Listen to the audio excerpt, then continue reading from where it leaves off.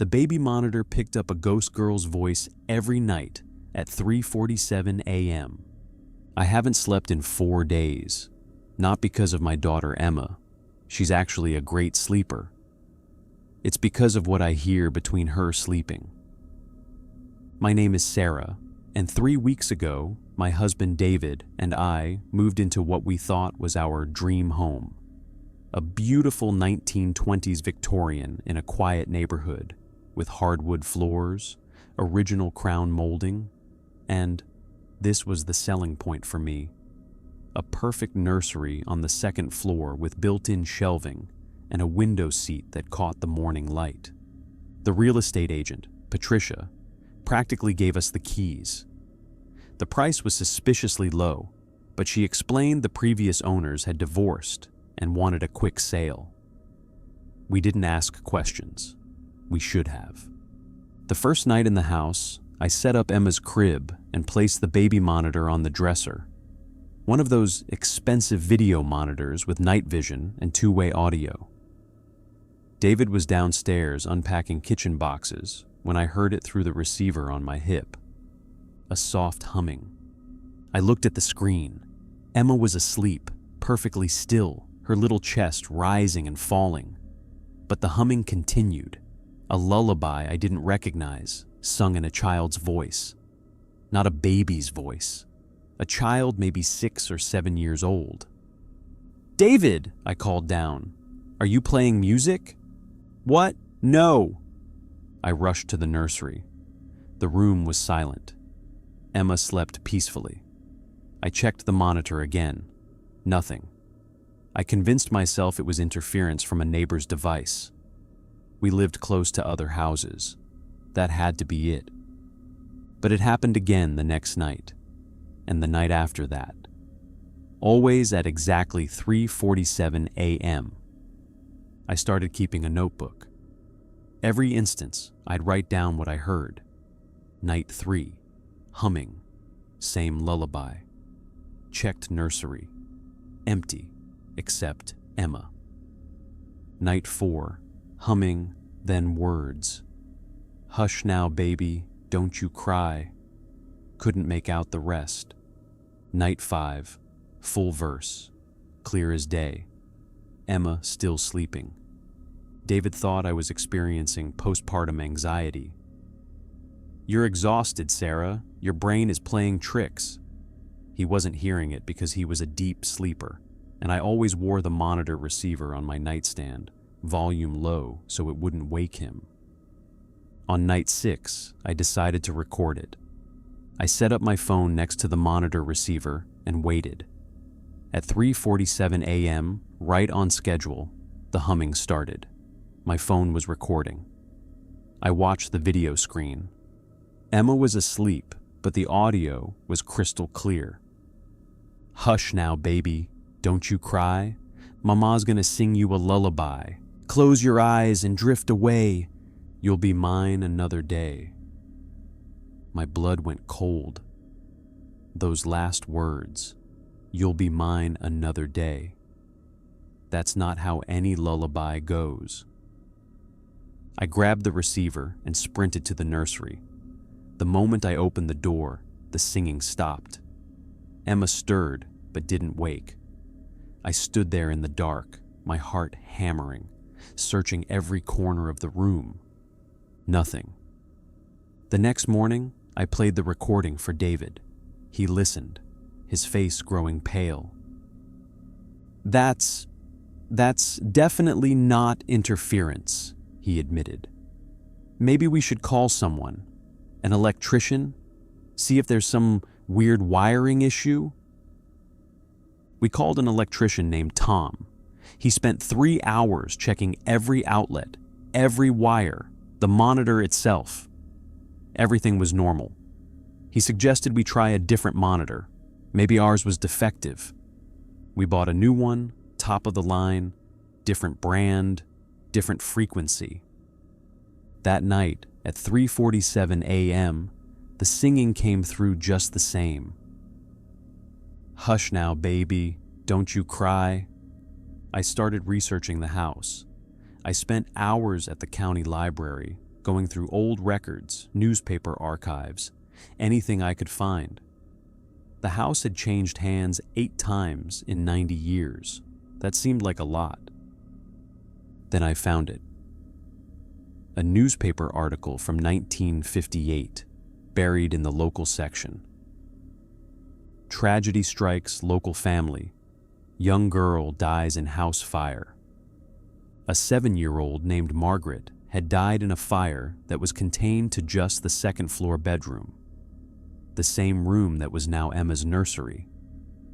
The article said Margaret had been singing to her baby doll when a candle ignited the curtains. Her mother heard her singing, then screaming. By the time they got the door open, it was too late.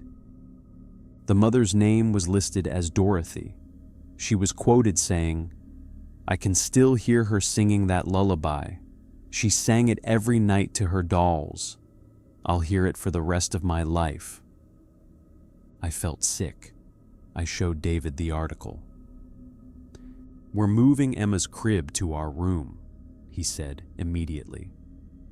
"Tonight." But I couldn't leave it alone.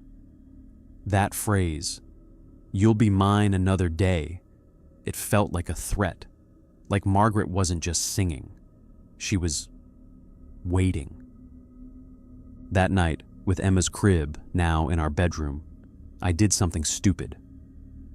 At 3:45 a.m., I went to the nursery alone. I brought the monitor and set it up. Then I sat in the rocking chair in the dark and waited. 3:47 a.m.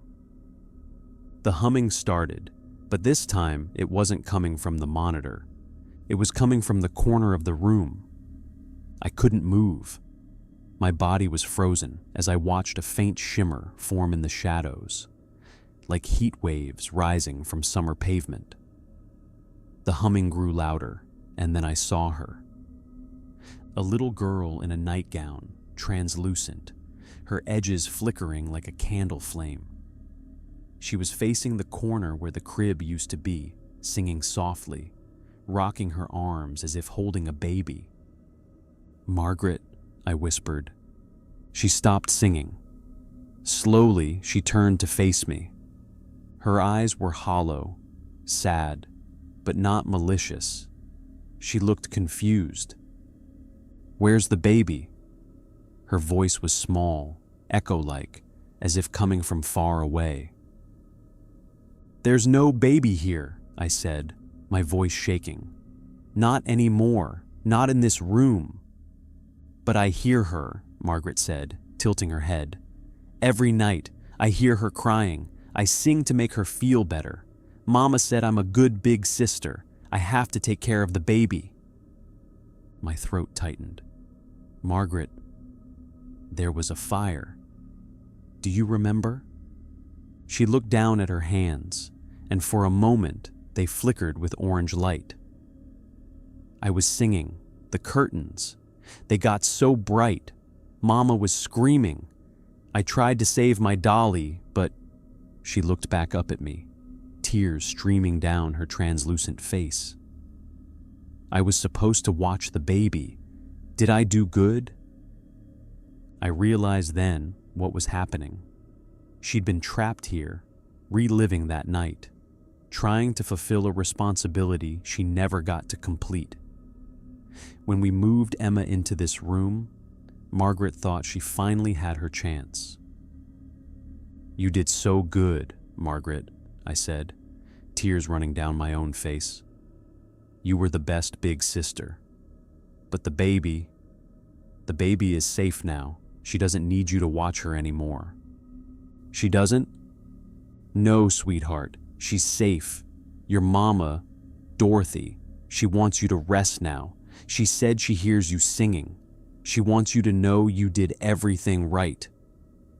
Margaret's form began to brighten, becoming more solid, more real. She smiled, a genuine, relieved smile. "I can rest?" "Yes, you can rest." She looked toward the window, where the morning light was just beginning to creep through. "I'm so tired of singing," she whispered, I just wanted to help." "I know, you helped so much, but now it's time to sleep." Margaret nodded slowly. She began to fade, her humming growing softer, transforming from that eerie lullaby into something peaceful, something final. Just before she disappeared completely, she looked at me one last time. "Tell your baby, tell her she's lucky, she has a good mama." And then she was gone. I sat in that rocking chair until sunrise, crying quietly. When David found me, I told him everything. He held me, didn't question it, didn't doubt. He'd heard enough, seen enough to know something had been in this house with us. We kept Emma's crib in our bedroom for another week, just to be sure. I'd lie awake at 3:47 a.m., listening, waiting, but the monitor stayed silent. No humming, no lullaby, just the soft sound of Emma breathing. After 2 weeks of silence, we moved her crib back to the nursery. I won't lie, my hands were shaking as I set up the monitor again. That first night, I barely slept, watching the video screen, waiting for 3:47 a.m. It came and went. Silence. But here's the thing that still gives me chills. The gratifying part, if you can call it that. A month after that night, I received a letter. No return address. Inside was a yellowed photograph of a young girl holding a baby doll, smiling at the camera. On the back, in faded pencil, Margaret, age 7. She loved singing to her dolls, Dorothy. And beneath that, in fresh blue ink, were 3 words: "Thank you, D." I did some more research. Dorothy had died in 1982, 24 years after Margaret. She'd never moved from the neighborhood, lived just 3 blocks away her entire life. Her obituary said she was finally reunited with her beloved daughter. I don't know how that photograph reached me. I don't know if it was a relative of Dorothy's who somehow knew what I'd done, or if it was something else entirely. But sometimes, late at night when I'm feeding Emma, I'll hum that lullaby, the real version, the one that goes, "Hush now, baby, don't you cry, Mama's gonna sing you a lullaby." Not Margaret's version, never that one. And I like to think that somewhere, Margaret is finally sleeping, not watching, not waiting, not trapped in an endless loop of responsibility and guilt, just sleeping. The house is quiet now. We've lived here for 6 months, and there hasn't been a single unexplained sound. Emma's thriving. She loves her nursery, especially that window seat where the morning light comes in. Sometimes I catch myself looking at that corner where I saw Margaret, and I whisper, "Sweet dreams, sweetheart." I never get a response, but that's okay, because last week something happened that made me smile for the first time since this all began. I was painting in the nursery, adding some clouds to the ceiling, when I noticed something. There, on the original built-in shelving, carved into the wood so faintly I'd never seen it before. Margaret's room, 1955. And right below it, in fresh scratches that definitely weren't there before, "Thank you for listening." I ran my fingers over those words and felt peace. Not fear, not dread, just peace. David thinks I carved them myself and don't remember, that the stress of those weeks made me block it out. Maybe he's right. Maybe I'm holding on to a story because it makes sense of something senseless. But I don't think so, because that night I had a dream. I was standing in the nursery, but it was different, decorated like the 1950s, with different wallpaper and curtains. Margaret was there, sitting on the floor with her dolls, singing softly. But when she looked up at me, she was smiling, really smiling. "I like what you did with my room," she said. "The clouds are pretty." And then Dorothy appeared in the doorway, not as a ghost, but solid, real, whole. She scooped Margaret up in her arms and kissed her forehead. "Time for bed, sweet girl." Margaret wrapped her arms around her mother's neck. "Will you sing to me, Mama?" "Always," Dorothy whispered. They walked past me toward a light I couldn't quite see, and just before they disappeared, Dorothy turned back and mouthed 2 words. "She's free." I woke up with tears on my face, but I was smiling. Emma is 2 now. She sleeps through the night, every night. Sometimes she'll wake up giggling, and when I ask her what's funny, she says, "The nice girl sang to me." I used to panic when she said that. Now I just smile and kiss her forehead, because I know Margaret isn't here anymore. She moved on. But maybe, just maybe, before she left, she wanted to do what she never got to do in life. She wanted to be the good, big sister. Just once. The monitor sits on Emma's dresser, but I rarely check it anymore. There's nothing to fear in that room. No trapped souls. No endless loops of grief. Just a nursery where a little girl sleeps safely, where morning light streams through the window, and where, if you believe in such things, 2 spirits finally found their way home. I still have that photograph of Margaret. I framed it and hung it in the hallway, not in the nursery. That felt wrong somehow. But I see it every day, and every day I'm reminded that not all hauntings are malevolent. Some ghosts aren't trying to scare us. Some are just lost, trying to finish something they started, trying to do one last good thing before they go.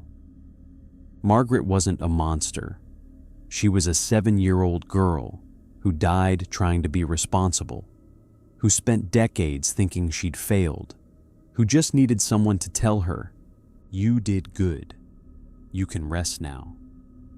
So if you ever move into an old house and you hear something unexplained, something that doesn't quite make sense, don't assume the worst. Sometimes they just need to be heard. Sometimes they just need permission to let go. And sometimes, just sometimes, the scariest thing isn't the ghost itself.